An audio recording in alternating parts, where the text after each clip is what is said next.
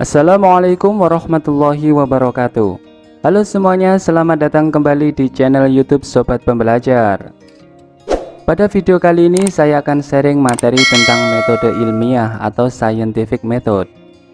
Marilah kita ikuti pembahasan berikut ini. Penelitian merupakan usaha untuk menemukan, mengembangkan, dan menguji kebenaran suatu pengetahuan yang dilakukan dengan menggunakan metode ilmiah. Metode ilmiah memiliki kaitan yang erat dengan kerja ilmiah. Kerja ilmiah merupakan cara ilmuwan untuk memecahkan masalah dengan menerapkan langkah-langkah yang teratur dan sistematis dalam metode ilmiah.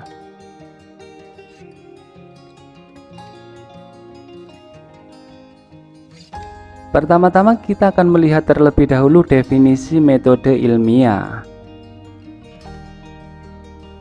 Metode ilmiah atau scientific method merupakan suatu cara sistematis yang digunakan oleh para ilmuwan dalam memecahkan atau mencari jawaban atas masalah-masalah yang dihadapi dalam penelitian.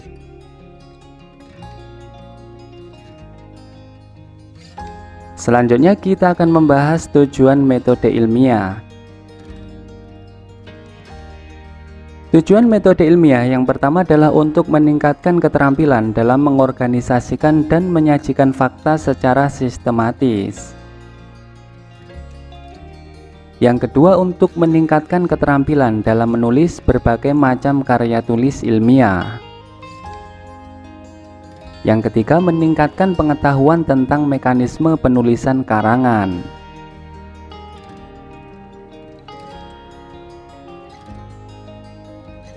Sekarang kita akan membahas syarat-syarat metode ilmiah.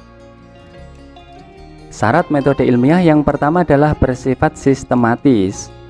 Sistematis yang berarti unsur-unsur yang terdapat dalam metode ilmiah harus tersusun dalam urutan yang logis. Jadi pengetahuan ilmiah tersusun dalam suatu sistem, tidak berdiri sendiri, satu dengan yang lain saling terkait. Yang kedua adalah konsisten. Konsisten artinya terdapat kesesuaian di antara unsur-unsurnya. Misalnya, tujuan harus sesuai dengan rumusan masalah yang diajukan. Yang ketiga adalah operasional. Operasional maksudnya adalah bahwa metode ilmiah dapat menjelaskan bagaimana penelitian tersebut dilakukan. Yang keempat adalah objektif.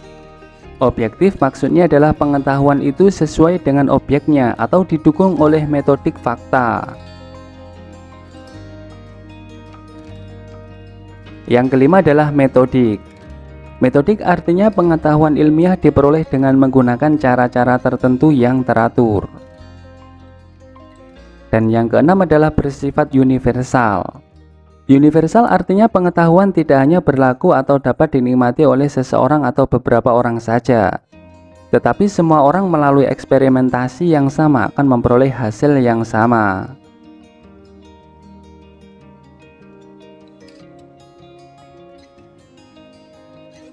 Selanjutnya kita akan membahas karakteristik metode ilmiah.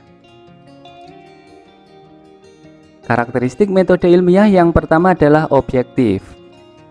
Hasil-hasil yang diperoleh dari metode ilmiah merupakan hasil yang bersifat objektif. Artinya hasil itu tidak eksklusif hanya bisa dilakukan oleh peneliti dan bukan merupakan hasil rekayasa. Yang kedua adalah logis. Metode ilmiah berarti langkah-langkah yang dilakukan peneliti dapat dijelaskan dengan logis, bukan berdasarkan firasat atau hal lain yang tidak dapat dijelaskan dengan logika. Yang ketiga adalah bersifat kritis dan analitis. Metode ilmiah berarti peneliti dengan rinci melakukan observasi dan eksperimen untuk mendapatkan hasil yang relevan dan akurat. Yang keempat bersifat empiris. Hasil didapatkan dari kejadian nyata yang benar-benar terjadi, bukan karangan atau berbasis dari opini peneliti sendiri atau orang lain. Dan yang kelima adalah bersifat konseptual. Maksudnya berfokus pada hal-hal yang berkaitan dengan konsep-konsep suatu fenomena.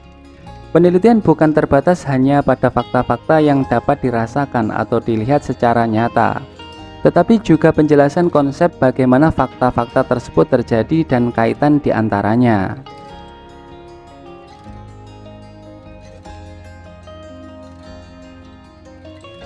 Sekarang kita akan mendiskusikan 3 langkah dalam penerapan metode ilmiah.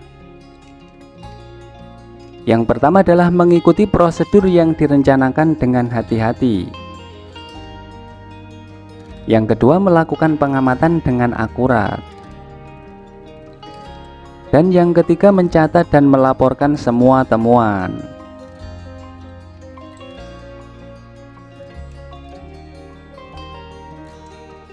Selanjutnya kita akan membahas tentang unsur-unsur dalam metode ilmiah. Unsur-unsur dalam metode ilmiah yang pertama adalah karakterisasi. Karakterisasi merupakan identifikasi sifat-sifat utama yang relevan milik subjek yang diteliti dengan pengamatan dan pengukuran. Yang kedua, hipotesis. Hipotesis merupakan dugaan teoritis sementara yang menjelaskan hasil pengukuran. Yang ketiga adalah prediksi. Prediksi ini merupakan deduksi logis dari sebuah hipotesis. Yang keempat adalah eksperimen.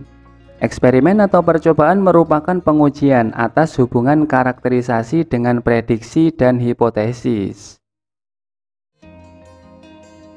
Dan yang kelima adalah evaluasi dan pengulangan. Penilaian atas ketetapan hipotesis dan prediksi berdasar hasil yang didapat saat eksperimen, dan pengulangan pada tahap-tahap tertentu apabila tidak didapatkan hasil yang sesuai.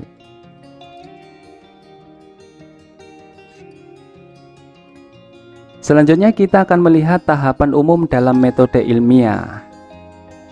Tahapan umum dalam metode ilmiah dimulai dari perumusan masalah. Setelah selesai merumuskan masalah, kita menyusun sebuah hipotesis atau dugaan sementara. Untuk menguji hipotesis tersebut dilakukan pengumpulan data melalui proses eksperimen atau percobaan. Selanjutnya data hasil eksperimen tersebut dilihat apakah valid ataukah tidak. Apabila data yang diperoleh dari eksperimen tersebut tidak valid, maka dilakukan metode quality control untuk pengumpulan data kembali. Dan apabila data yang diperoleh sudah valid, maka data tersebut dilakukan analisis dan disimpulkan. Langkah selanjutnya adalah melihat apakah kesimpulan sudah sesuai dengan hipotesis ataukah belum. Apabila kesimpulan suatu penelitian belum sesuai dengan hipotesis, maka hasil kesimpulan dapat menjadi bahan hipotesis riset selanjutnya. Apabila hasil kesimpulan sudah sesuai dengan hipotesis, maka hasil kesimpulan dari penelitian tadi dapat dikomunikasikan.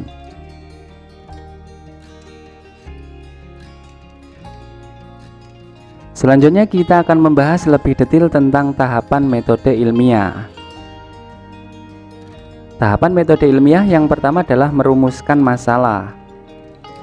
Masalah biasanya berupa pertanyaan yang harus dijawab dengan melakukan sebuah penelitian secara ilmiah. Ada beberapa hal yang perlu diperhitungkan saat kita akan merumuskan masalah. Yang pertama, masalah harus diungkapkan sebagai kalimat pertanyaan. Yang kedua, kata-kata dari masalah harus singkat, ringkas, jelas, dan mudah dimengerti. Yang ketiga, perumusan masalah harus menjadi masalah yang bisa diselesaikan.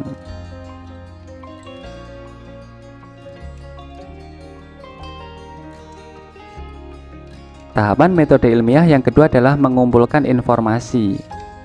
Tahap mengumpulkan informasi atau data bisa dilakukan dengan observasi secara langsung maupun studi literatur seperti jurnal ilmiah atau penelitian-penelitian lain yang sudah ada sebelumnya. Perangkat observasi langsung terdiri atas 2 jenis, yaitu panca indera dan alat bantu observasi untuk mengetahui bentuk, ukuran, warna, cara berjalan, suara, bau, kehalusan, dan rasa.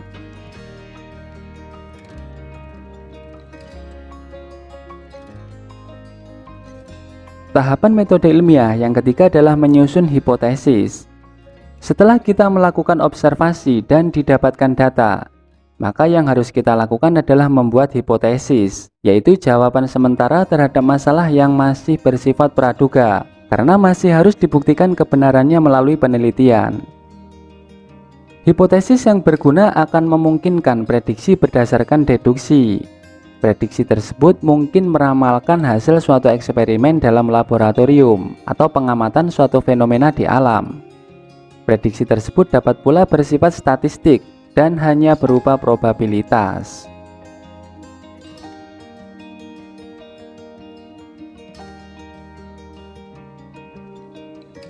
Tahapan metode ilmiah yang keempat adalah melakukan percobaan atau eksperimen. Untuk menguji kebenaran dari hipotesis atau jawaban sementara yang telah dibuat pada tahapan sebelumnya, maka yang harus kita lakukan adalah melakukan percobaan atau penelitian.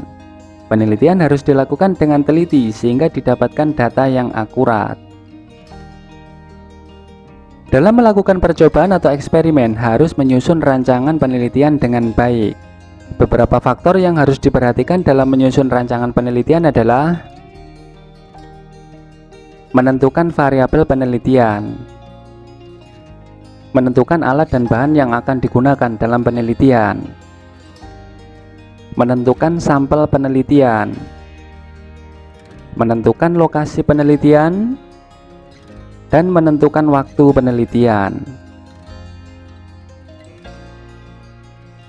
Sekarang kita akan melihat variabel-variabel dalam penelitian.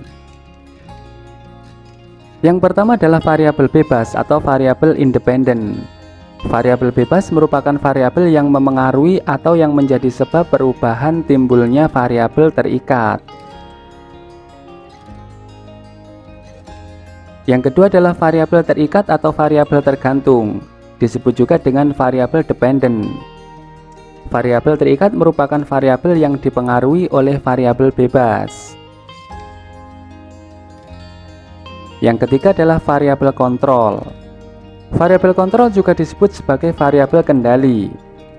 Variabel kontrol adalah variabel yang perlu dikontrol atau diacak sedemikian rupa sehingga pengaruhnya dinetralisir, dikeluarkan atau disamakan bagi semua kondisi.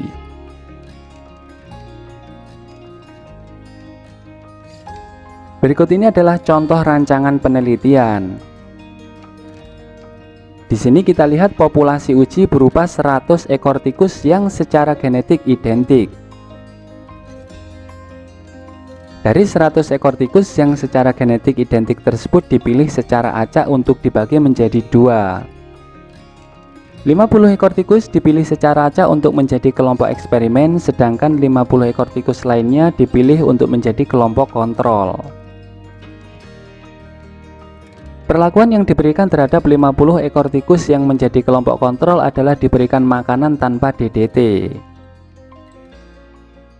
Sedangkan perlakuan yang diberikan terhadap 50 ekor tikus yang menjadi kelompok eksperimen adalah makanan ditambah dengan DDT. Di sini dapat kita lihat bahwa konsentrasi DDT dalam makanan menjadi variabel bebas. Sedangkan variabel kontrol yang diperlakukan untuk kelompok eksperimen maupun kelompok kontrol adalah suhu, minuman, ruang hidup, dan kondisi lain dibuat sama selama beberapa bulan. Kemudian setelah beberapa bulan dilihat perbedaan berat badan, sakit, kematian, dan kelahiran pada kelompok eksperimen maupun kelompok kontrol sebagai variabel terikat.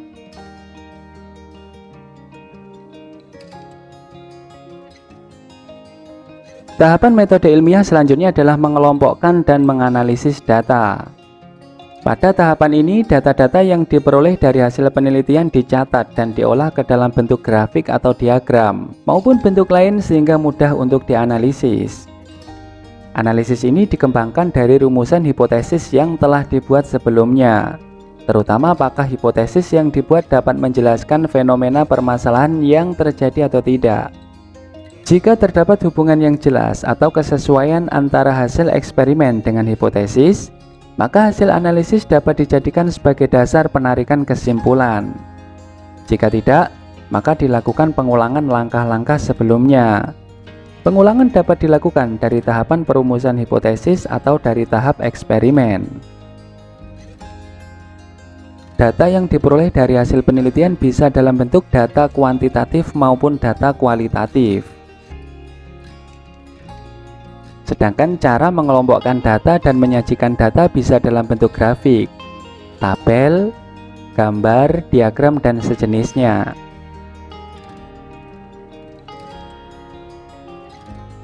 Sekarang kita akan melihat perbedaan jenis data dalam penelitian. Yang pertama adalah data kuantitatif.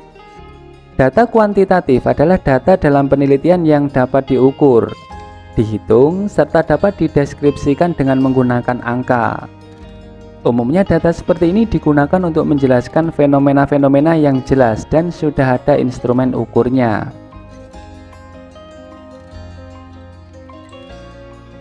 Selanjutnya adalah data kualitatif. Data kualitatif atau disebut juga data naratif adalah data dalam penelitian yang menjelaskan suatu fenomena berdasarkan hal-hal yang umumnya tidak dapat dihitung. Oleh karena itu, data ini disebut data kualitatif karena berdasarkan kualitas dari suatu objek atau fenomena.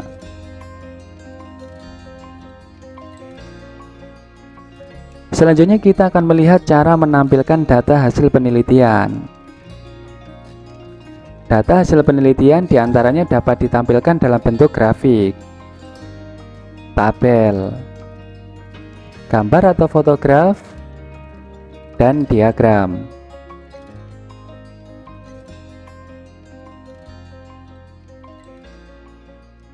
Tahapan metode ilmiah selanjutnya adalah membuat kesimpulan. Penarikan kesimpulan dilakukan dengan cermat berdasarkan hasil percobaan, tanpa adanya pengaruh pendapat pribadi. Kesimpulan merupakan jawaban sebenarnya dari hipotesis yang diajukan. Kesimpulan ditarik berdasarkan analisis data dan pengujian hipotesis yang sudah dilakukan untuk menjawab pertanyaan sesuai dengan tujuan penelitian. Apabila kesimpulan sesuai dengan hipotesis, maka hipotesis diterima. Jika kesimpulan tidak sesuai dengan hipotesis, maka hipotesis ditolak. Artinya perlu dilakukan eksperimen lagi.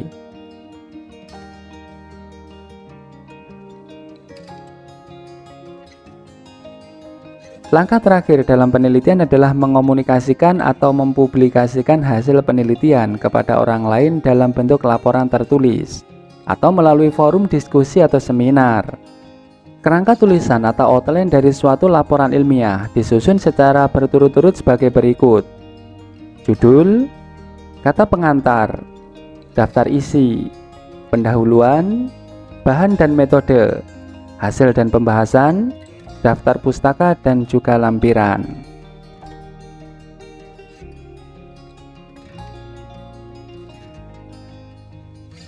Berikut ini adalah contoh-contoh karya tulis ilmiah. Yang pertama adalah esai ilmiah. Esai ilmiah merupakan sebuah komposisi prosa singkat yang mengekspresikan opini penulis tentang subjek tertentu. Yang kedua adalah artikel ilmiah. Artikel adalah karangan faktual secara lengkap dengan panjang tertentu yang dibuat untuk dipublikasikan dan bertujuan menyampaikan gagasan dan fakta yang dapat meyakinkan, mendidik, dan menghibur. Selanjutnya adalah makalah. Makalah adalah karya tulis yang memuat pikiran tentang suatu masalah disertai analisis logis dan objektif. Berikutnya adalah proposal penelitian. Proposal penelitian adalah rencana penelitian yang menggambarkan secara umum hal-hal yang akan diteliti dan cara penelitian itu dilaksanakan.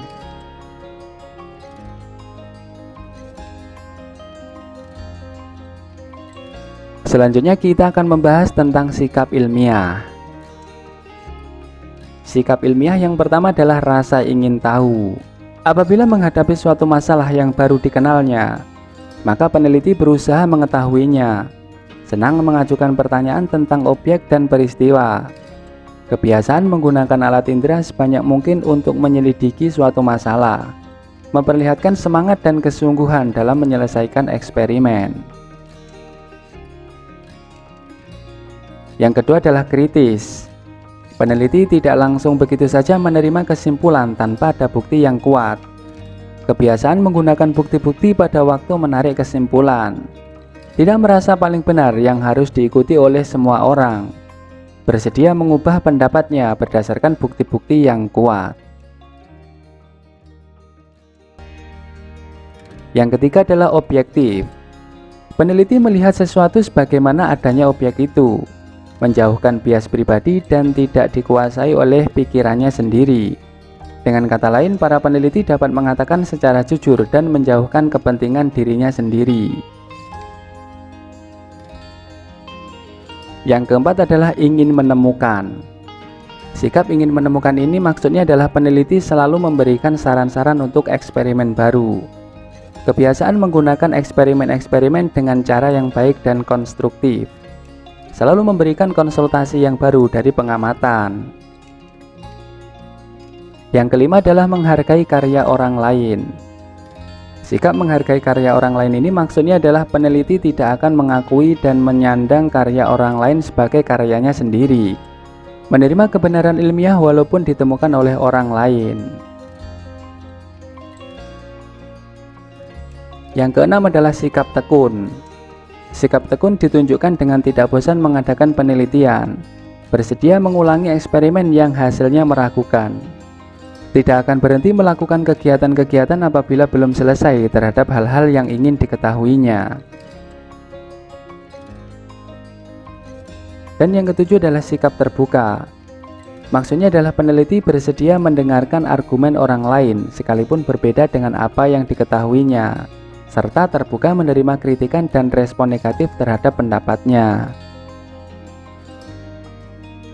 Demikian pembahasan tentang metode ilmiah atau scientific method. Semoga bermanfaat. Selamat belajar dan semoga sukses. Wassalamualaikum warahmatullahi wabarakatuh.